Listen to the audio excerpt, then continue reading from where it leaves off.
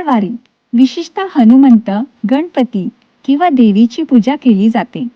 या दिवशी लाल रंगाच्या किंवा फुलांच्या पाकळ्यांचा वापर करून काढलेली रांगोळी देवता तत्व जागृत करते, नकारात्मकता ऊर्जा दूर करते आणि मानसिक शांतता तसेच सुख समृद्धी सांस्कृतिक दृष्ट्या लावते. मंगळवार रांगोळीचे महत्त्व. दिवसाचे प्रतीक मंगळवार हा हनुमानजींना आणि गणपतीला समर्पित असल्याने त्यांच्या पूजेसाठी घराच्या प्रवेशद्वारावर किंवा देवघरासमोर शुभचिन्हे असलेली रांगोळी काढली जाते. रंग आणि ऊर्जा. मंगळवारी विशेषतः गुलाबी किंवा लाल रंगाचा वापर करून काढलेली रांगोळी सकारात्मक ऊर्जा वाढवते असे मानले जाते. नकारात्मकता दूर करणे.